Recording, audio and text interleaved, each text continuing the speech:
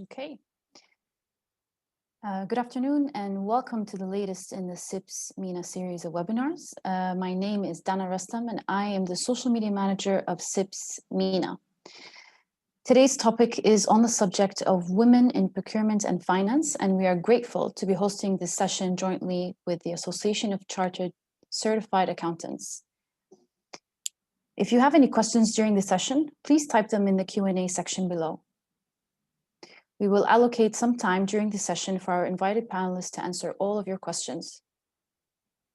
We have a great lineup of panelists, all experts in the field of procurement and finance. We look forward to hearing from them, so let's get started. To begin, I'd like to introduce you to Fazila Gopalani, head of ACCA Middle East. Fazila, over to you. Thank you, Dana. For the introduction, as mentioned, my name is Fazila Gopalani and I'm the head of ACCA for the Middle East. While I'm also the head of ACCA for the Middle East, I am actually an ACCA member and an accountant by trade. So I know all too well how accounting and procurement work symbiotically with many commonalities. If this year has shown us anything, it's that organizations are facing unprecedented change and disruptions that threaten their future viability.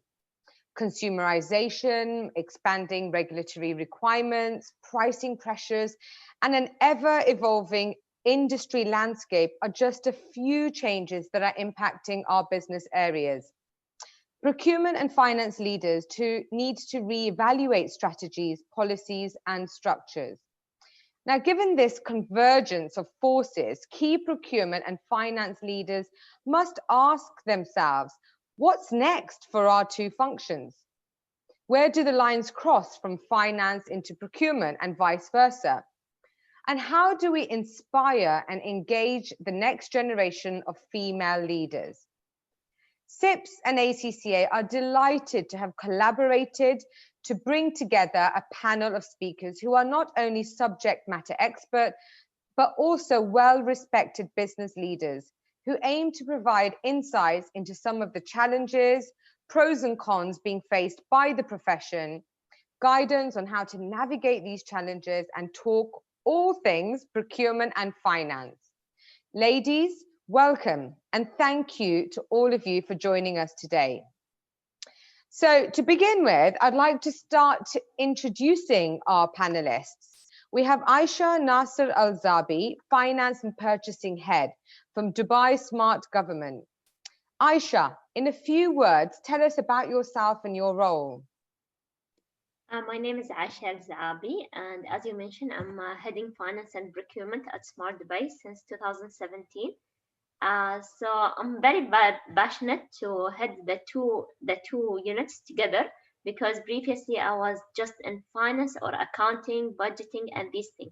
So I'm very enthusiastic till now, even after 3 years, and I'm looking forward what will happen next.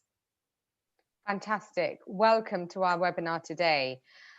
Maha Bozaid, VP Procurement for Erickson, Middle East and Africa. Please tell us about yourself. Thank you, Fazila. So I'm heading up our procurement function at Erickson for, as you mentioned, the Middle East and Africa, which is the most exciting region to be in the world, I would say, with all its challenges and opportunities as well. Very blessed to work with a team of around a total of 100 people supporting the region of 60 countries. And yeah, look forward to discuss. We were part of finance before, actually, the function, and then got separated out from it 3 years ago. So now we're a separate function in the leadership team. Fantastic. Thank you, Maha. Looking forward to hearing your thoughts. Fatima Balfeki, Managing Director of RKAH Consulting. Over to you. Thank you, Fazila. My name is Fatima Balfaqi. I am a procurement expert and an arbitrator and a mediator. I have had a very long career as the head of procurement and contracts management in government and semi-government entities in the Emirate of Abu Dhabi. And very aware and well-versed in all the challenges throughout the time of prosperity and then some financial restraints, especially when it comes to the construction field. So I really am very pleased to be joining this panel and happy to contribute. Fantastic. We're excited to hear from you. So thank you so much for joining us. Last but not least, Mariam Al-Daheri, advisor of Mubadala Healthcare. Over to you. Hi, good afternoon, Fazila and audience. My name is Mariam Al-Daheri, and I am an advisor in Mubadala Healthcare.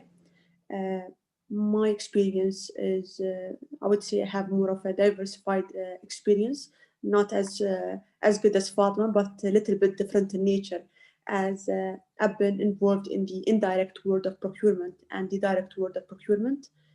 Currently, I am heading the Mubadala Healthcare procurement team, where our plan is to create a GPO managing multiple hospitals across Abu Dhabi under the umbrella of Mubadala Healthcare. I'm glad to be here with you today. Fantastic. Welcome and thank you for joining us. The healthcare industry, obviously, post-COVID, is going to be quite an interesting one. So we've got some interesting questions coming your way. Thank you, ladies. So let's get started.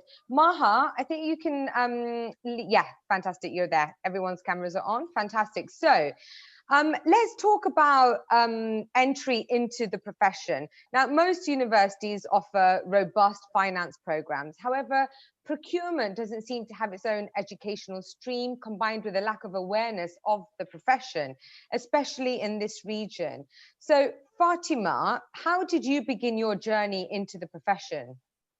Well, I am a graduate of one of the robust finance bachelor degrees, actually. My background is finance. I've worked for, although a very brief moment in my career as a projects accountant. And this is how I got to know what is a contract, what is the role of procurement into getting into the contract. And as my interest started peaking towards that, the procurement side, the contract side, and the legal side of it, the more I got into it, and I was able to kind of make the jump once the right opportunity came. So I have went to procurement by choice. Although I had a very stable career as a project accountant, but it did not really ignite the passion that I had in procurement. Procurement, as all the ladies can attest to, it's really exciting, and no day is like the other, you know, and the value that, you know, can be derived to the organization from that function is really monumental. But yeah, this is how I started my career in procurement. Fantastic. So yes, I mean, once again, you can see, and I think we'll see during the rest of the webinar, the synergies between procurement and finance. Aisha, what about yourself? How did you begin your journey into the profession? So I began my journey because I'm a pure accountant. So I have studied my higher diploma in accountancy. I studied my bachelor in accountancy. I studied ACCA. I started from accountant trainee all the way to finance and procurement section head. So I have filled every single position in the finance department. So I have worked in Abu Dhabi investment company. I have worked in Mubadala, then in ADNOC onshore, and now I'm with the Smart Dubai government. So it has been a long journey of accountancy and finance along the way. So many numbers, which I enjoy the most. So once there is a number in there, it's like my eyes are clicking and shining to see, okay, how can I solve it very fast? So I have entered the procurement by practice. So my solid studies in finance, but I have entered procurement by practice since I have been, because as a finance, you're doing contract without feeling it, because you have to go through the whole cycle, because it's like part of the stages which you have to do. And then all of a sudden, when I joined Smart Dubai, they said, okay, since you have taking the responsibility of finance and budget very fast, take a procurement as well. And it was just like a normal day when you come to work and have a tea, and then you got the news. So I was very excited to go into the boat of procurement, and it really gave me the full exposure. I was always nervous. Okay, I don't know what is happening in procurement, why the contract is delayed. Okay, the work would be done. So it's really to have both in the same boat. It's really keep the ship going very smoothly, going around the circle of accountancy, of the finance unit very easily. And it's most important to this, it's give the satisfaction of your client. At the end, we are support department. You have to support the director, and you have to support the suppliers from point A to point Z. So when the supplier call you because you have the invoice with you, okay, they said, what about my other contract? You said, no, sorry, I'm in finance department. I cannot give you this detail. I will hand you to employer XYZ. No, it's better to have this so you can give really supreme service to your customers. I always tell my employees, at the end, you are a customer service. You have the knowledge, you have the expertise, and you are a professional. But at the end, remind yourself that you should attend all the questions with a smile and give the full answer. So This is how I started the journey. Thank you. Thank you for sharing that, Aisha. We know that there are many entry-level roles into the profession, but limited growth opportunities. And then the demands of the roles that we all have, with many having to make a choice between career or family. What would you say, Maha, were your biggest hurdles, and what have they been, and how do you propose our attendees navigate this? All right, so if I would share my own little story on how I actually joined the procurement, because I used to work in sales before, actually. I didn't really start off in procurement as some other ladies did here. I want to mention just how that happened as well, actually, because I want to give a perspective of females and how we normally, need to reach out more and seek opportunities more, because they don't come by themselves, unfortunately. Not for myself, that hadn't been the case, at least. So I was pregnant, and I was with my first child, and I was in Sweden. And after she was 6 months old, I realized that this was not really my thing. I don't want to stay here and just be on maternity leave for a long time. And I need a new challenge. I really needed a new challenge. So I actually just picked up the phone and called one of the executives at Erickson at that time. And I asked him, I said, hey, you don't know me and I don't know you, but I think you'd love to work with me. What if we give it a try? And he was based in the UK at that time. So we had a long discussion. And after a while, he agreed to let me come and work for him for 6 months as a trial period. And I did that. And I stayed there for 2 years, became VP of sales for one of our largest accounts at Erickson. And that was one of the points I wanted to say as a hurdle. Again, the opportunities don't really always come to you when you want them. You have to always seek out for them and really work on the network and be brave, because if you don't ask, you will never get the question. The worst thing that could have happened was a no, and then you move on to somewhere else. So, and then from there, 2 years later, I was thinking, and this was the second hurdle, I realized that it's really difficult to have kids and do a big career at the same time, because I almost never met my child. I had a little girl, and I was traveling all the time. And I had a responsibility at home, obviously, as well, on top of my work outside. So it was really difficult to manage. And I realized I didn't get any time for myself. I gained weight. It was, my health started to deteriorate. It wasn't good. And I wanted to have a second child as well, because I wanted a brother or sister to my first. So I thought, I can't stay here and continue with what I'm doing. I'm not going to be able to put this puzzle together and reach everything I want. So I targeted to actually come to the Middle East. That was my plan. The reason for that, one of the reasons is, well, obviously I have a history here. I'm originally Lebanese, so it was a good cultural fit. But also I thought I could get the support at home to really be able to manage both career and work. And then coming here, that was really the case. So I got a full-time maid, as most of us have in this part of the world.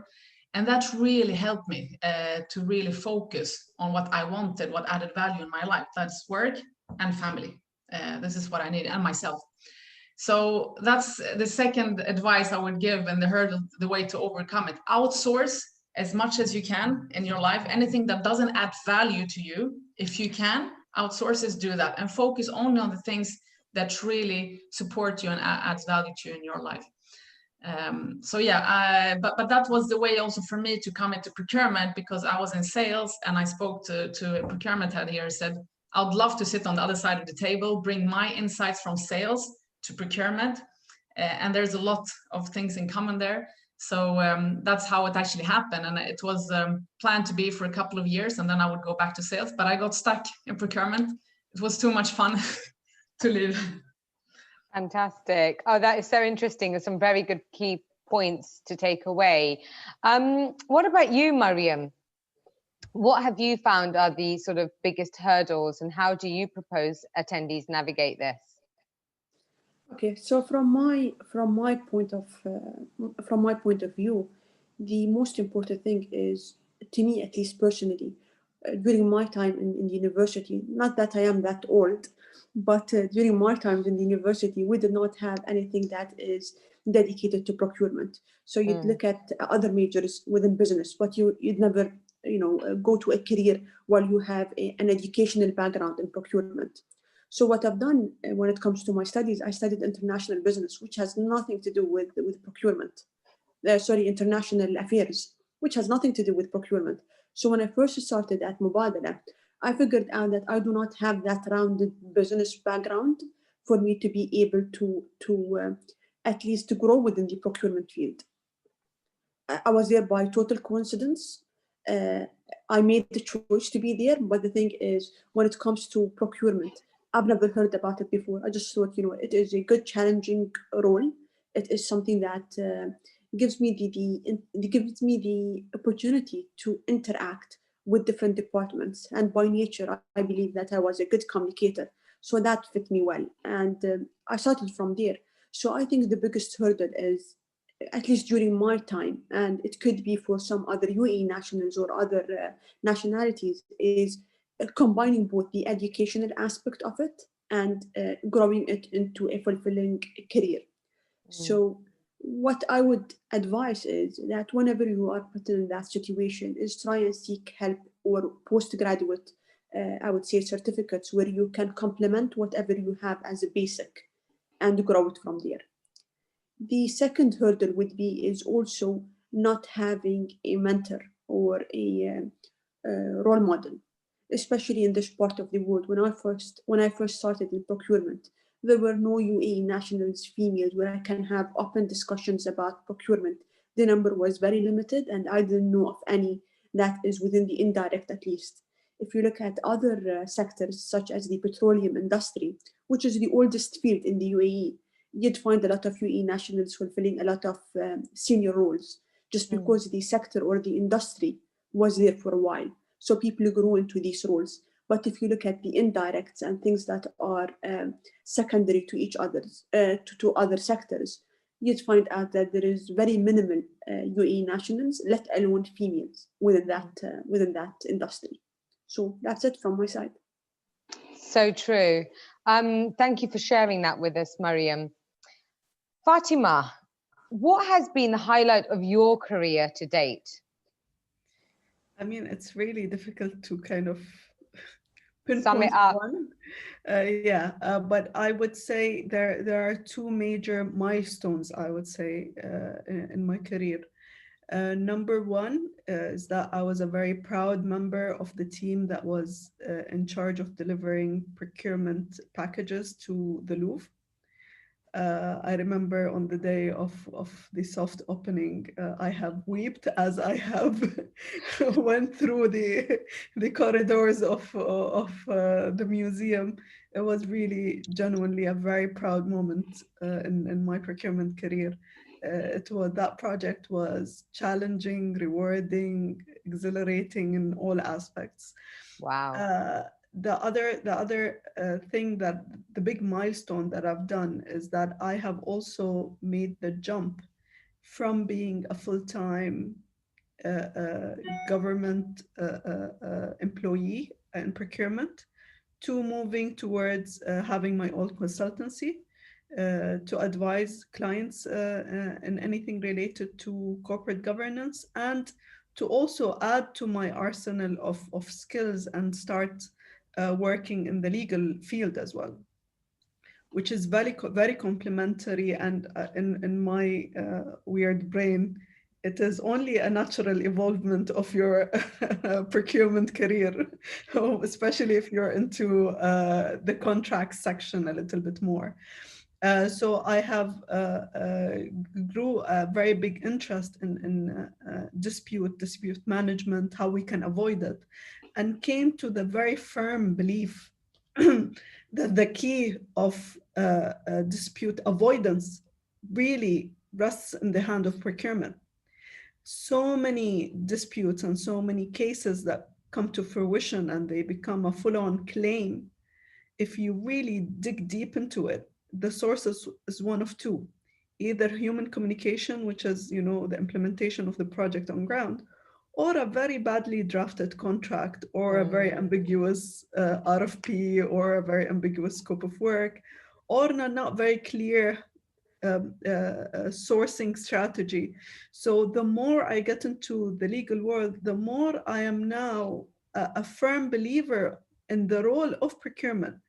And now actually, as I can go ahead and build a whole practice that is only around legal, I am actually keeping the procurement arm in my business, very firmly believing that this is the source of all the claims. And this is where we really need to focus. I will still, I think, forever remain in the field of procurement and keep advising my clients towards best practice and how to evolve, and, you know, how they can adapt the right procurement tools to their business. So yeah, a very long answer of what are my two. No, it's it was fantastic, really interesting, and I'm sure our attendees found that really insightful. So thank you for sharing. Aisha, what about you? What's been the highlight of your career? Okay. So I would get this answer from two perspectives, because if you ask employer, okay, what is about Aisha's career? Because alhamdulillah, till now, I'm still in contact with my first employer. So for me, this is amazing. So they will tell you that Aisha is very focused and structured. So whenever, as Maha said, like opportunity will not knock your door. You have to open the opportunity. So when you show the willingness to the management that, okay, I'm ready to do whatever it takes, then they're gonna give you the opportunity. So focused, structured, and taking any opportunity, saying yes to any opportunity. And alhamdulillah, the rating for me, it's either like outstanding or more above expectation. If you ask me, Aisha, what beside this, what do you think? I will say to you that continuous development. So when people get the work, they said, okay, khalas, I got the job. Why should I tire myself? No, you need to develop yourself. So alhamdulillah, I have been keeping this development for since I got my job. So I have to study. I have to study something relevant and something which will help me in the work. So my biggest achievement is that I'm managing my development on yearly basis, even though that I have been other priority. I got married, I got baby, but still didn't change. So you have to define your priority and continue developing. And the last thing, so I will not keep my answer very long, last but not least, making the team believe in you, and you are inspiring them. So having having been an inspiration figure for your team and other people among the world, not only UAE national, because also ACCA opened the door for other nationality when someone is seeking you for monitoring, for example. So for me, this is like, as I'm inspiring them to contact me, and they are taking the advice and they are following the advice. And even on Mubadala, I has been taking the inspiration award, and it has never been taken by finance member, because you know the finance member, they are not seen. So this would be I know that you are laughing, but this is the truth. the finance and the procurement team is hiding is hiding behind the table. No one sees them. So if you ask me what is the biggest achievement, I will tell you getting the inspiration award, and this has been continuing in the other organization, which make my heart very happy that okay, someone is taking me as a model, as a role model for them. That's fantastic, Aisha. Thank you so much for sharing. Maha, what advice would you give females aspiring to be successful and to reach senior leadership positions within the profession? All right, so I mean, there's a lot of things to think about, but I would say maybe number one is stop putting a lot of limitations in your own head, because really they exist in your own head. I've always tried to turn the challenge of being a woman in a men-dominated industry and function into actually an advantage for myself. Because when you are the only lady in the room, obviously you are the one seen more than anyone. Yeah. So you take that chance, you raise your hand and you say something really clever. And that's where you start gaining respect and trust of people around you, right? So you have to be brave. You have to really, again, I mean, don't wait for anyone to ask you to speak up. Do it yourself. Challenge, but do it in a humble way, because there's something we will never get away from, really. I mean, it's part of our nature as humans. Women are seen as, these emotional creatures. We are not expected to be tough and blunt, and, that's the reality of it. So we have to kind of balance that as we grow up, because it's easy when you grow up in the ladder to become high level and become bossy and become, because that's what you think is really expected of you. So really important to keep the genuine you, to be yourself. And I mean, I've mentored a lot of ladies, and some of them say, they talk about their weakness as something like, I'm emotional, I'm too emotional. How can I fire someone or take such a bold decision? But why would being emotional be a weakness? It's actually a strength.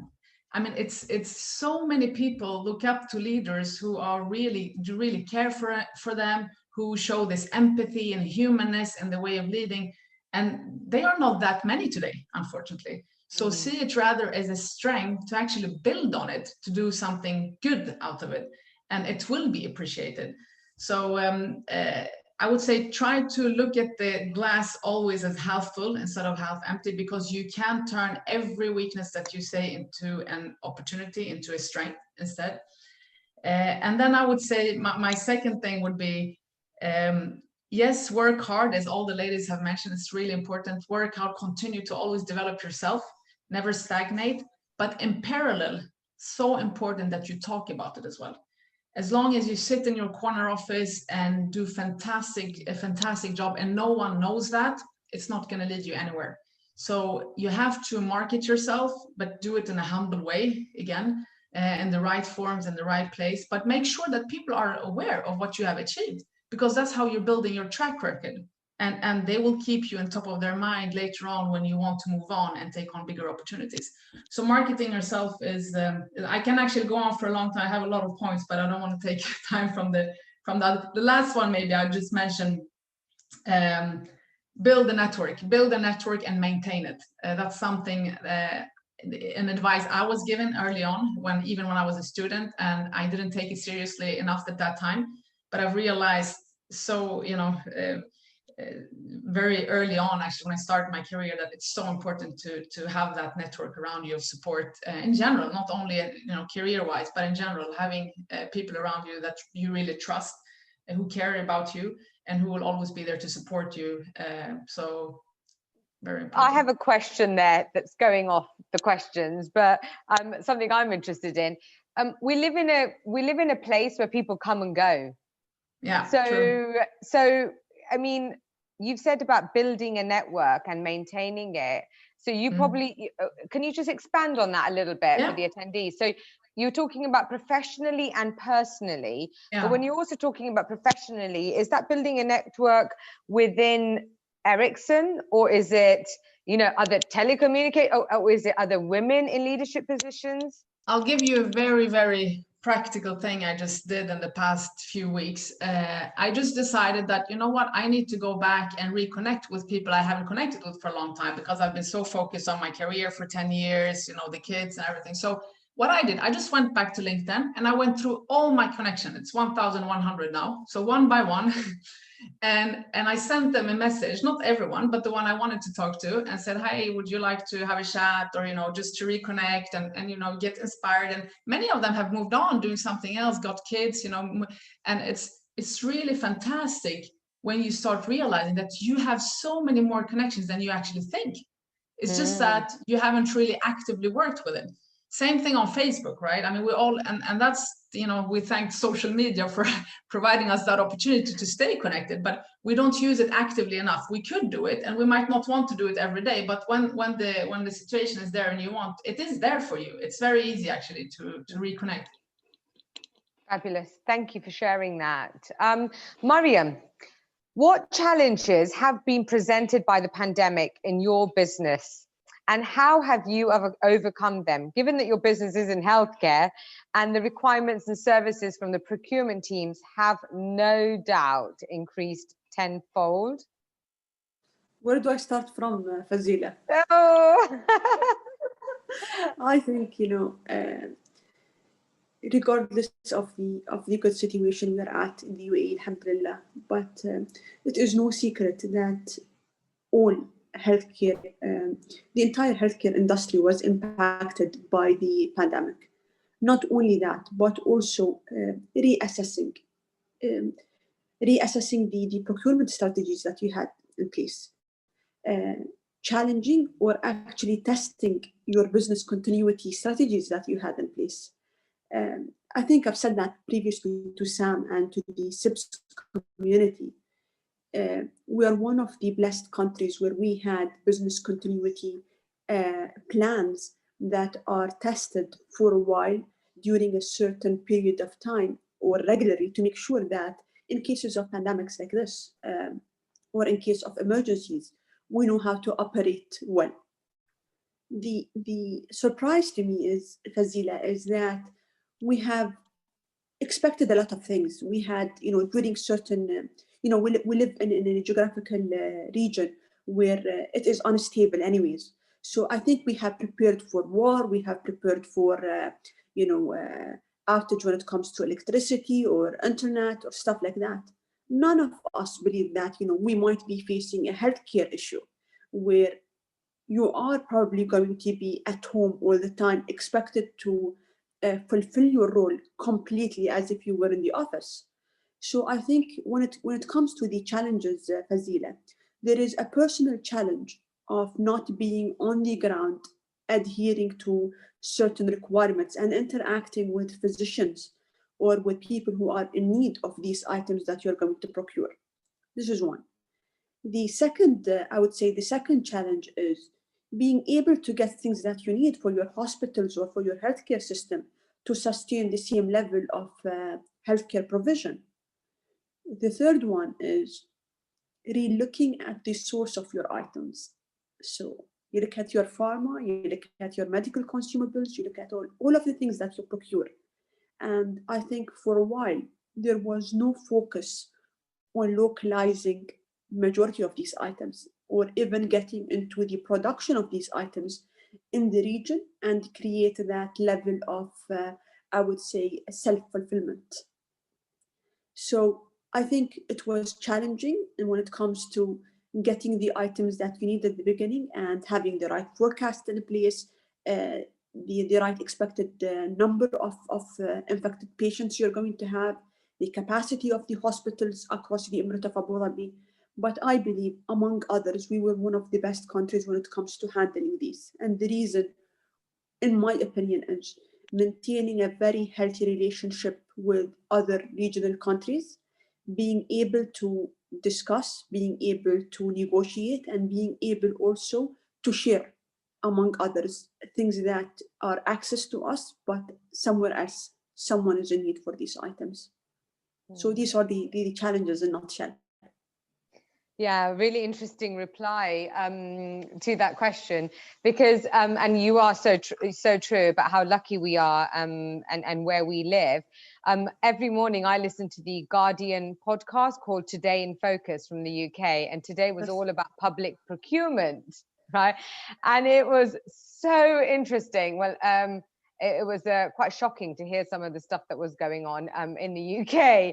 And that's when I was like, oh, this morning, and then today we had this webinar on procurement, and it really made me think about how important the procurement department is, and how and so much of what Fatima and all Mariam and Maha and Aisha, all of you have said about the contracts and the RFPs and the tenders going out. And so it was ever so interesting to hear about the sort of crisis that has gone on in the UK. But yeah, we are ever so lucky here. So thank you so much for your answer.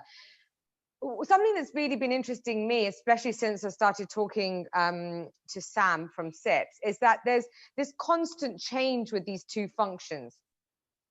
So it depends on organizations as well, but previously the units were merged, right? Finance and procurement. And then many organizations separated them. So it was finance and procurement. And now there seems to be some sort of change happening within organizations where they're increasingly merging the two units back. We know it's all about what works for organizations, but given that you ladies have seen both sides of the coin, tell us your views, pros and cons. And this is an open discussion for all of our panelists. And should we start with Maha? Yeah, I'm happy to start. So I can say that at Erickson, we've tried it all. We've tried having procurement under finance. We tried having procurement under legal. We have procurement by its own in this part of the world. We have even procurement under a business unit as well in Sweden. That's the central one. So my personal view, this is not the Erickson, but my personal view is that if you want to extract the most value out of procurement, and I fully see, as you said, there are pros and cons with everything, but if you want to extract the maximum value of procurement, I think it has to be by its own. And I'll just mention very briefly one of the main reasons for that. At Erickson, and I know this is general for the industry, 60% of everything we sell, we buy. 60%. That's a huge part of our sales, actually, figure. And it means that if we're going to impact the top line of the P&L, the sales, and support our accounts to actually sell more, making sure that we have the right deals in place, the right suppliers to support, the right solutions in place, then it has to be on its own. Because when you put sourcing under finance, the risk that you get is that it becomes purely bottom line focused, purely UM focused. And so that was the journey we did in our transformation in the past 3 years, to uplift it, separate it, and really flourish it to become end-to-end and support all the way from finance and legal and all the functions that we do actually work with and support, to all the way to actually sales, and even meeting customers and trying to understand their needs of what they are going to buy, so that we can also transfer that knowledge back to our supplier base. Fabulous. So Maha saying separate functions, and that's her personal opinion about it. What about yourself, Fatima? For me, if you asked me that question a couple of years back, my answer would have been so different.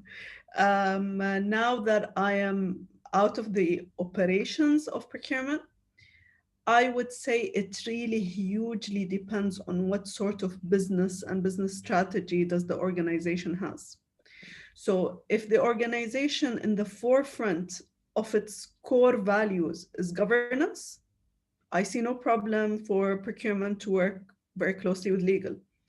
If the organization, the core value and the core strategy of it is the bottom line profit loss, then it makes absolutely all the sense to merge it with finance.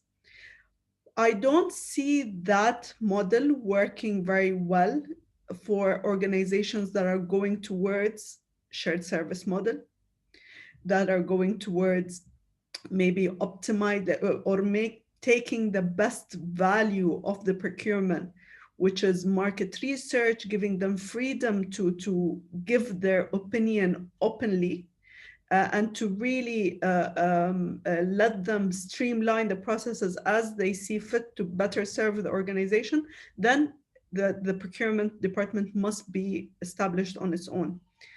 I saw and I worked in organizations that have adopted different methodologies. Personally, my preference is always for it to be by itself, so it can have the most credibility, but now and the most independence when it comes to giving advice, because essentially the way I see procurement is basically procurement is an internal consultant. It is where other internal stakeholders must go back and ask, what is the best approach to deal with this requirement? Should I go for a single source? Should I go for an RFP or an RFQ or of a tender or a long-term price agreement? And the procurement professionals should be at a certain level of knowledge and skill to give the right and correct advice back to the end user. The end users are subject matter experts in whatever that they work in, but they don't know which is the best way to procure. So the procurement department professionals should really look at themselves as consultants for those internal stakeholders.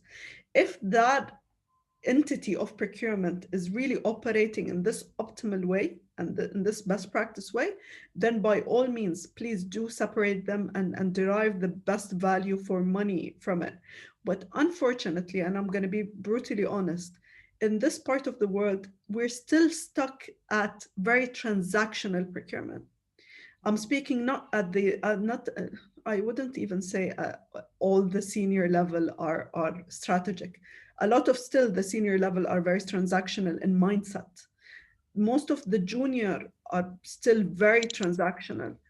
For that to work, you really need to upskill the whole department in order for them to really act in the best interest of the organization. And I see most of the issue, whether it's before or now, and it's always highlighted when it's time of crisis, strategic procurement, tactical procurement is the one that always succeeds, no matter where it functions throughout the organization. They're able to immediately take charge and go. But if they are, even if they have the most beautiful organization chart and they're placed just perfectly where they should, and the employees put in that place are still stuck in the transactional mindset, it's doomed to fail. And the organization leadership will, for sure, I'm sure, either the CFO or the legal advisor will come in and say, no, they should operate under me, and they will be immediately summoned to work under finance or legal. A really interesting perspective. It depends on the business and the business strategy. Aisha, what's your view here, having been in hardcore finance and now in finance and procurement? So there are two words which concerning me: governance and the company's size. Because governance is always a flag which would be raised, because I'm always a question, because I'm heading both. So let's say there is a chance for manipulation. So I can easily do it because both of them under me. So the whole cycle, I can go from A to Z and manipulate the whole thing. So it goes back to the ethic, but then also governance is the question. So if you ask me about governance, so I'll say then separate it, because you need to have two separate units where you are separating both. So if one is manipulating, the other one can be caught. Because always the internal audit or external audit cannot go into details, and there is a chance that it's already happening, and you are living in a very dynamic environment. The second thing which you asked me, if the size is small, and then you have a director on top of that, and you have the required supervision, then this could also work, because you will have your director as a direct supervision and your internal audit, which will make corrective action for each risk which you will have in your department. So it can be resolved at a small size of company. But when you have a big company, then this would be lost, and this cannot be confirmed or have the assurance that the process will work correctly in a big organization. So it's really depend on can you govern the process? Can the size would be suitable? Then yes. And above all, I already mentioned that we are a support department. So again, when you go to the CEO, he's not a finance person, he is not a procurement person. So if the procurement director talk and then the finance director talk, will they get to the synergy which each CEO will want to have? No, they will not, because each, like this is in us, each director want to be the best. Unless if they have the direction from the CEO.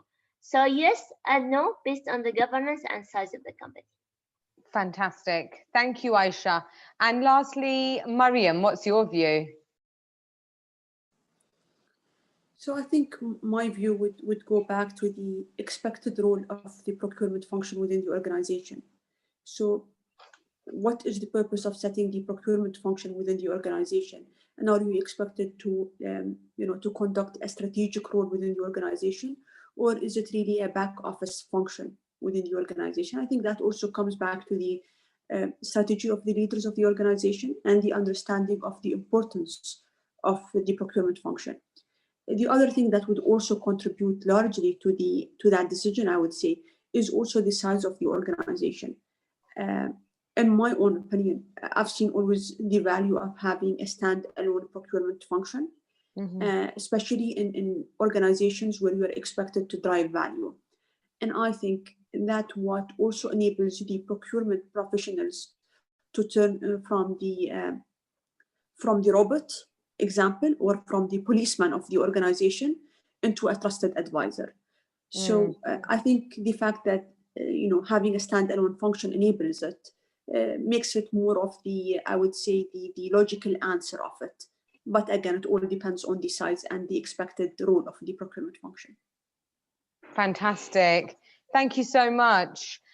I think we're running out of time and we've got lots of questions coming up. But before that, I would like to ask all of you, if you could give us 2 practical pieces of advice, what would they be? Let's start with Maha. Okay, I don't want to repeat myself because I've given a lot already, but I'll give one very personal one, and that is, if you're not married yet, marry someone who really will support you throughout your career, because that's going to be key. You don't want someone who is actually, gets upset if you move ahead quicker than him or do a career, someone that you compete with. You don't want that. You want to have the right environment at home to feel the support you need to progress. So that would be a strong advice from myself. I'm very lucky to have a fantastic husband who's really supported me throughout all these years. And then the second thing, I'm just going to repeat what I said before, because I think this is a really key thing. And again, it's market yourself, do it in the right way, in a humble way, but make sure that people are aware of your achievements. So make sure you have a network and they're fully aware of what your ambitions are and what your achievements are, so you can aim for the stars if that's what you want. Fabulous. Thank you. Fatima? So again, it's really reiterating what my fellow panelists have said very brilliantly. First of all, I really believe in internal success stories. Let your biggest advocates be your internal clients. So create a success story with 1 or 2 internal clients, internal departments in your organization, and you will see them advocating for procurement to have a voice on the table. If you're not there, they're going to say, what does procurement think about it? This is a very quick shortcut, moving procurement from, us against them, procurement, and, this very adversary relationship sometimes we see internally with procurement. The other thing, and this something that I really am a firm believer in, and this is where CIPS comes in, please upskill yourself, upskill your team. It makes a world of difference when the people in charge of procurement are moving towards tactical and strategic procurement rather than transactional. you will do yourself a word of favor, you do your team a word of favor. We are in a place and time where resources are online, they're here. Webinars like this is free of charge. You don't need to move from anywhere. So just take advantage of this time and upskill yourself and your team. Fabulous. Thank you. Aisha? I would say use technology. Use technology whenever the process you can use it. It's a time and technology of doing the routine work. It's efficient, less cost, less a human error. Follow the trend and don't be isolated department. No, it cannot be digitalized. Everything can be digitalized for the routine work. Staff can spend more time with the clients internally and externally to bring optimal effectiveness to light and save resources. This is the optimal goal of finance and procurement. The second one, be as much as structure as you can. You are going into the journey from step 1 to step 10, but don't forget to be agile and flexible. Like to talk your client language. Be flexible with them and talk the language they would understand related to their department and their business. And don't forget, governance is the main point. Don't say that, okay, I would be flexible and I will miss this step. No, you have to do it because you don't want to be questioned at the end. Thank you. Thank you. Mariam? From my point of view, Fazila, is, and as I mentioned before, I am a communicator, so I would say communicate, communicate, communicate. I believe that, procurement is one of the functions that brings other functions together. It would bring finance along, legal along, and the end user along. So being that connection is critical, and communication is the most critical thing to it. So if you cannot communicate well, if you cannot, I would say, listen to what your end user wants and being able to reflect it to the other side of the world, to the suppliers market, then there is not much of a point of you being the middleman. So I think communication internally and externally is the most important thing. The second thing is, I would say, fairness. There is one advice I would advise, if I would give to the audience today, is try to treat everyone with fairness, being able and open to new opportunities, allowing not only suppliers but also end users to suggest things, change, and be as flexible as you can. Because again, I believe when you are within a business for a while, it becomes really the bureaucratic way of doing things. And you turn from a person who thinks for themselves and decide based on the nature of the case itself. It becomes more of a routine thing that you do. And that's, I think, where procurement usually loses the value.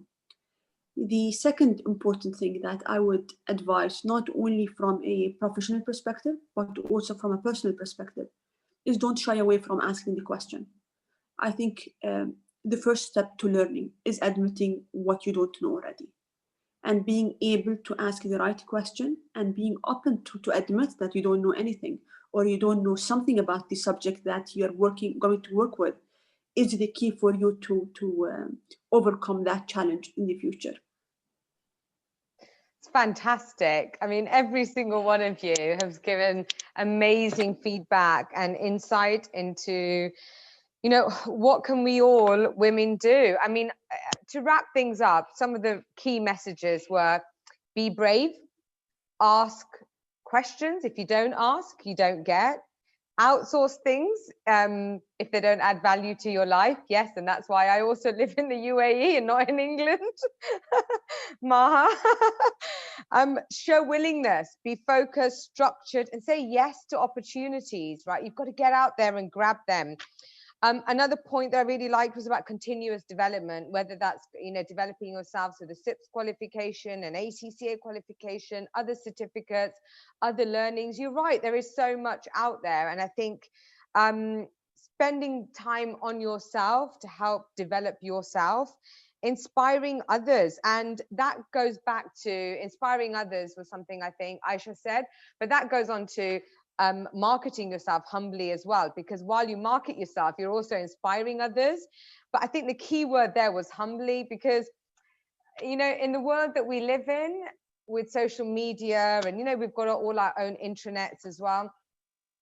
People, especially sometimes the opposite sex, sometimes think that you're showing off. So that's why I think the key there was about market yourself humbly, because if you can't talk about yourself, no one else is going to talk about yourself. You've got to be your own champion.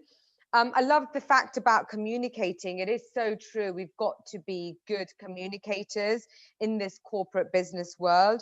Challenge yourself and do it humbly.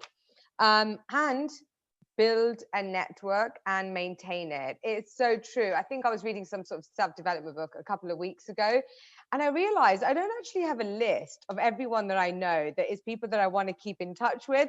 So I was out with my husband one evening, and I actually got on my phone and went into the notes section and started making a list of all the people who should be in that sort of circle of trust. If you know much about the circle of trust, who is it that I should be reaching out to every quarter, every 6 months? Hi, how are you? Just, do you want to catch up? And I realized I had over I had 75 people on this list of key people that should be, and they're in senior positions, could be mentors. I mean, I think that was mentioned. Somebody had mentioned about having a mentor. You don't have to have one mentor. You can have a couple of mentors. So I thought that was a fantastic discussion. I've done a lot of webinars, as we all have post-COVID. The whole world has just gone to webinar platform. And but this was a really interesting one, and so many key takeaways even for myself. So thank you all so much, Mariam, Maha, Aisha, Fatima, for spending your time and talking to our attendees. I will now hand it over to Sam, who's going to fire off some questions. What a fantastic session, a great panel, thanks very much. And yeah, some really high caliber answers there. And I think what I found is that most of the questions or most of the points that we covered have ably been covered by the panelists as we've gone along. But I think you summed it up very well, Fazila, some really heavyweight points. And in the interest of time, I'm going to pick up the two main questions that I think probably weren't addressed in detail that are remained in the question answer box. And the first one I'll put straight to Maha, which is around the trend on shared services centres, which appear to be blooming, according to the person who asked. So going to Maha, what's your opinion on this? What's best value in relation to shared service centres and the trend? Yeah, I think Fatima mentioned a few points before, and I would just add to that. I think it could really be powerful, but it could also be detrimental to procurement. It really depends on how you do it. In my view, a shared service center, really the scope of it needs to be purely transactional. It should focus on the long tail, on the transactional sourcing activities, and then you focus your strategic sourcing activities to the local sourcing team that have that, relationship and interactions with the suppliers. So I would say if it's a company starting to build a shared service center, you really start small. You start small as you build up competence there, efficient processes, because that's really key. You want to do it cost efficiently. So the processes need to be very efficient. Lead times need to be short, and it has to be reliable. So when the sourcing team reaches out, they need to be able to get their answers quickly and done. And so I would say start small, scale it up, build the right competence. But it has to be done right. I think it's the execution of it that is key, and the scope again. Fantastic. Mariam, do you want to add anything to that at all? I think, as a person who have been leading the procurement team at the shared services arm of Mubadala, I would advise to build a good relationship with the organization that you're outsourcing to. I believe it isn't how good is the team when it comes to whether breaking that relationship or making it. What makes that is what makes the outsourcing activity successful or not is being able to communicate well and manage expectations during the process. And believe me, Sam, from experience, the end user will either make your life heaven or turn it into something else that is ugly and horrible. And I think it is also managing the change wisely. If you don't have a good strategy of change management, it is going to be a nightmare. Some very good points, and because people do tend to look at a shared service center as a trend rather than thinking it through and thinking about what the impact is and the relationship to their own organization. So some great points, Mariam and Maha. Aisha, I mean, you are in effect looking after a sort of shared services center, certainly two main functions. What's your view on the trend of moving towards a shared service center concept within some organizations? It depends if you are managing the shared center or if you are using the shared center. So if you are using the shared center, which I have used it in my prior experience, I would say it's, as Mariam mentioned, it can be a heaven or it can be something ugly and horrible. So as I would just irritate Mariam's what she talked about, the theory of change. Break it down into activity. What is the outcome? What you are changing? Is it suitable with your strategy or not? Are you meeting the expectation or not? So our experience wasn't that beautiful because it was just at the beginning. For Smart Dubai, we are managing the shared service. So you are the boss. So the boss is talking. So it's different experience. So again, regardless of which part you are in, do your theory of change homework. Is it fitting your strategy or not? If it's fitting, then you know you have unexpected things which is coming out of the box, which we all facing. So if you do your homework and your management is convinced with your options which you have been given, go ahead. If not, then you don't go ahead. So it's all about the outcome and the strategy of the company. Great. So I'm getting the feeling that it's shared services are all about whether you're doing it or whether it's being done to you, as to whether it's advisable or not. No, just an example. It's nice to be at the both parties. It's very nice because when you are the boss, you are getting served first. Great. Fatima, I know you touched on elements of shared services during the panel discussion, but have you got anything else to add to this at the tail end? Yeah, I would only say that I have had the pleasure to advise a company that is running a shared service model. And the big takeaway from that is you have, if you are the one that is providing the shared service, you really need to have very robust and very clearly defined policies and procedures. And you as a company need to have ironed out all of your internal procurement issues before going and providing the service to other third parties. And for the third parties, I would say that there's still this mentality of, not fully trusting your shared service provider. So there is this lack of, and it needs another workshop to speak about, but the reasons why and all of that. But I would say if you have, as an organization, decided to go ahead with the outsourcing your procurement, essentially, believe in the change and believe in who you have allocated that work to, and allow them to do the work. Essentially just allow them to do the work without having to interfere or saying, oh, I found a cheaper price here or two. You have outsourced your procurement, so just have faith and let them do the work. But yeah, I guess it's all back to very robust policies, procedures, very transparent relationship by both parties of this relationship.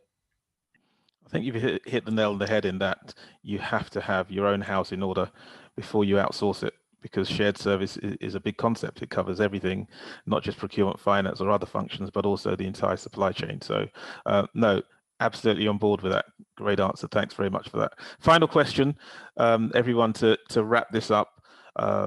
We're in procurement and we're in finance, and we acknowledge that it's a profession that maybe does not have the best reputation in terms of being dominated not by females, not by ladies, but probably by men.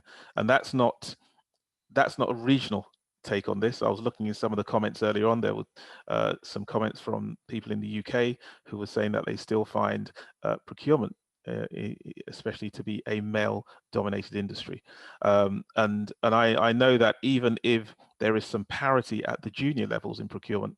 Once you get to the more senior levels, there's definitely a disparity between male and females, and there is also a gender pay gap. So knowing all of that, going out to all the panelists, and we'll start with Fazila. How do we address this? How do we encourage more ladies, more females to come into these professions and to prosper at all levels? You're on mute. Yeah. I was thinking, contemplating. I think it's about role models, and I think these women and more women like this have to have a voice to let the younger generation know about the benefits of a career in accounting and finance or in procurement. If I talk about accounting and finance, being an accountant, you know, I mean, people think all you do is sit behind a desk and you number crunch all day long. You're introverts, you know, can't really communicate well. And that's what the finance people have been known to be. I think it's important to recognize that actually, no, a CFO can be a very, very good CEO. And they can be, because actually we know the numbers and we understand the numbers. And why do organizations exist? You know, most of them out there for the bottom line profit, right? So I think that women have to be role models, have to talk more about these professions, the benefits of it, you know, and you have to do something you enjoy in life. And like Aisha said, you know, when she sees numbers, she's eyes sparkle, right? If you are a number cruncher and you like that, then these are the sorts of roles to go into. So it's about showcasing that more, I think. And I think as females, that's our role to do that for the people that are coming into the profession, or those who are choosing which professions to go into. I think that's pretty comprehensive, and I think I really should have framed this question slightly more broader and said, how do you get your own kids into this profession? But they don't have a choice. Well, there you go. My father was an accountant. I didn't have a choice. I became an accountant. My kids don't have a choice. They're going to be both into the finance and accounting world. It's in the blood. That's what you've got to say. So we've obviously had this conversation before, which is why I pitched it, and yeah, my son is MCIPS as well. So yeah, you're right; they have no choice whatsoever. There you go. So going over to Fatima, what's your take on it? How are we going to encourage people, specifically ladies, to come into this profession and to stay the course and prosper at the very senior level? I think that coming into the profession, you will see that the junior levels, there are a lot of females and a lot of women in procurement, at least in this part of the world. But then retaining them and going and letting them lead, that's another issue. I have unfortunately heard numerous discussions about how we need a man to lead procurement. There are some things that women cannot do. There are some places that women cannot go to. And I was, needlessly to say, mortified, because all the international studies show that women run procurement far more efficiently and ethically than men, you know? So yeah, there are some things women cannot do for sure, which is not be ethical, I would say. But it is very important that women stay the course. It is very, unfortunately, you know, as a part of our nature, we were not very good at marketing ourselves, and it's very easy because of like back stories and you know, past experiences, that someone, when they come and cast a doubt about your expertise, we tend to believe it quite easily. So I would say the key to that, the key to staying the course, is really knowing your strength and weaknesses very well and owning up to it. I won't stay talking about this for much longer, but I want to give one story. I remember one time, and I was really in a very difficult situation where I really needed to make sure that certain behavior in our organization was not pulled through, because some people were trying to kind of, you know, the usual story with procurement, you know, bypass procurement and do all the nice things. One of the directors, and I was a director at that point, said, you know, what's your problem? Your problem is that you really get upset. You get, he used an Arabic word for it, but you know, you get very heated up very quickly. And I was like, yeah, that's called passion about my work. And I was able to kind of flip it and full steam ahead. Where if the same person, which is me, if that same comment was given to me few years prior to that, I would have crumbled and I would start, you know, self-doubt and getting into my head and saying, yeah, you know, this is a big weakness that I have. No, I have a lot of passion for what I do. And I have great pride in the quality of work that I give. And for that, it's a negative for some people, but for me, it's a huge positive. So as a procurement professional, please, as a woman, in any field, I really cannot advocate enough for having self-awareness, where in times of self-doubt, you can reassure yourself and don't need that external reassurance, and I won't say you won't listen, but you won't be so susceptible to the external noise either.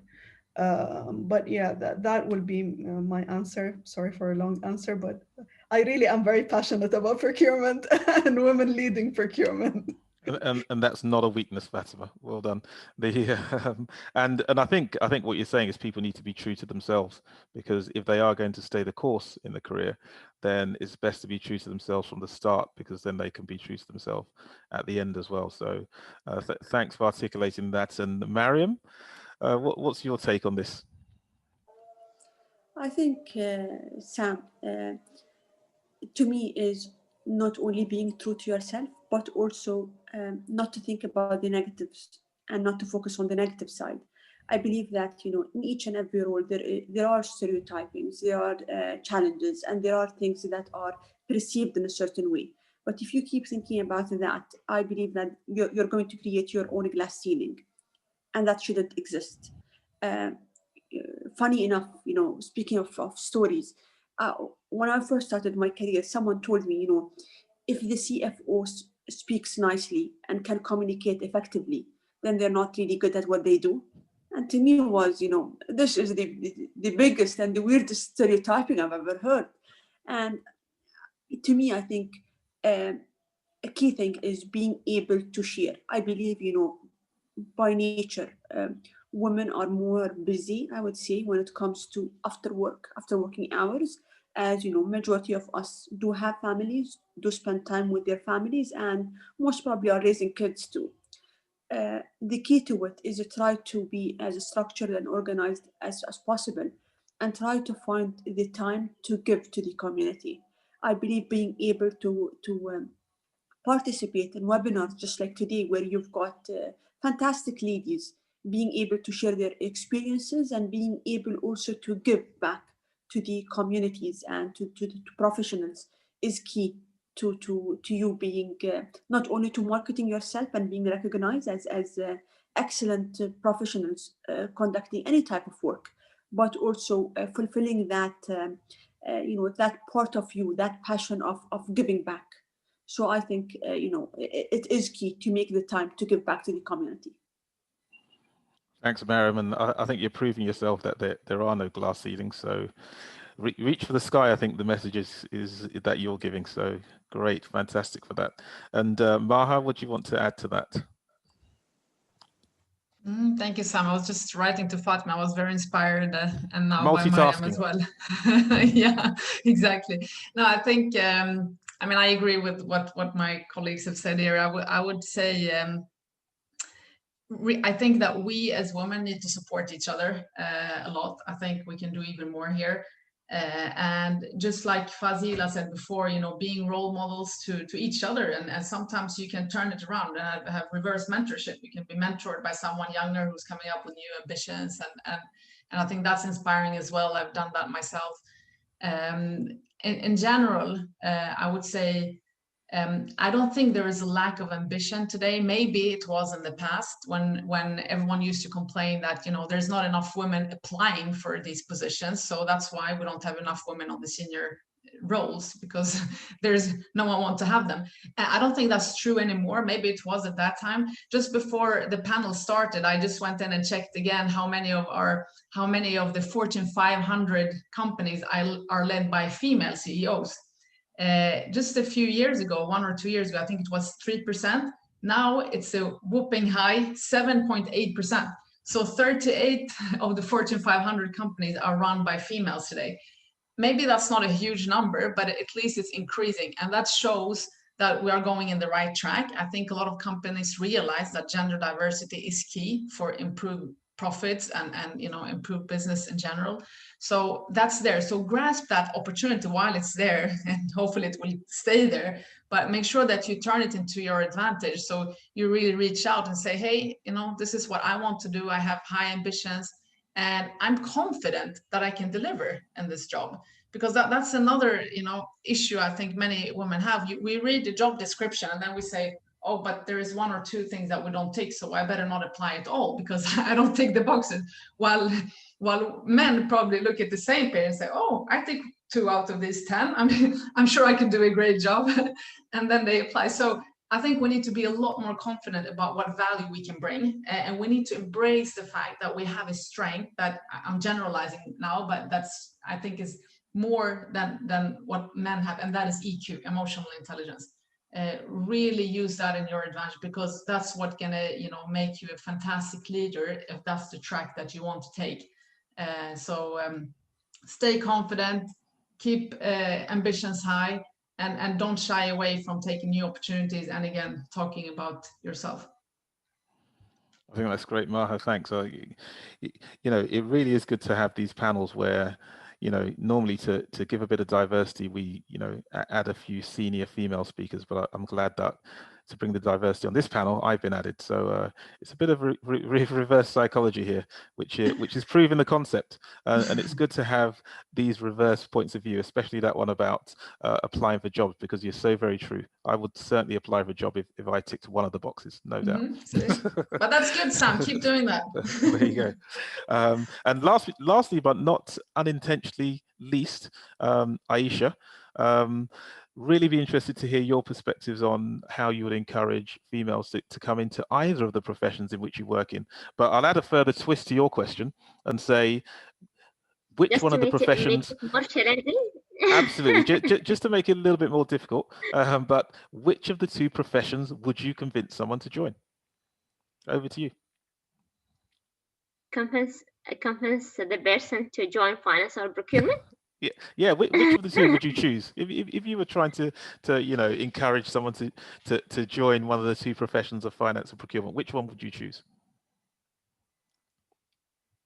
Like for someone, I just want to highlight 2 points before I answer this, because okay. it's a segue to this because I have to be structured. Because as Fatma mentioned, it's like having someone entering the level, it's different than the one you will get potential out of the person. So if this person is, I don't feel any caliber and any potential, sorry, I don't want a robot to join my team. So even I will not be bothered to be convinced, to be honest. I'm being very straight, very honest. The second point is that, okay, this person, does he or she themselves see themselves and trying to pick up themselves, or okay, she is my manager and she gonna be holding my hand, going through the whole task and taking me in the top. Sorry, if I see this characteristic in the person, then I will not convince the person. So before I'm going into convincing the person, I should have the triggers. If I don't have the triggers, then I will not even bother, and I will not even waste the person time or my time to convince the person. If based on the person, then I can say procurement or finance. But as a beginning, I would recommend to go for finance in order to understand the numbers behind and how they are calculated, and then go to procurement in order to appreciate the numbers which you are seeing. So I hope that I answered your question. That's a That's a very, very interesting answer. And I'm glad I asked it, and it gives a great perspective on which we can probably end. And I think you actually added something that was very important. You added the fact that you're not really an advocate of positive discrimination. So you do want people to go up that ladder on their own merit, which again comes out very, very strongly. Can I add something? Of Is course. that be proud of what you are. Because unfortunately, like when I joined EDNOC, I remember that I was replacing a person who is 71 years old and a male, of course. So when I entered, they were in the team, 10 males and 1 female. And the 1 female was silent. So they were saying that, okay, welcome to the new trainee. I said, who is the trainee? I'm the new boss. So everyone was shocked. So is that be proud of what you are, especially when, like, for example, when you go to the other companies, they are assuming that they will have very old person. So don't be ashamed of your age. Don't be ashamed of your culture. You are what you are, and you are excel in your work. Otherwise, you are not chosen for the opportunity. So again, just work very, very hard. Try to balance your life and do what you are proud of, and read your job description very well, but know your rights and know all the policies applicable. Because my new passion beside the numbers are policy, because I'm studying now policy and sustainable development for my master level, just to level up and leverage my level. So know your rights.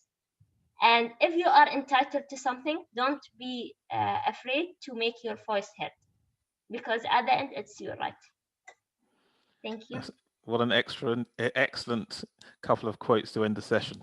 Aisha, thanks very, very much for that. And thanks also to Maha, Mariam, Fatima, and Fazila.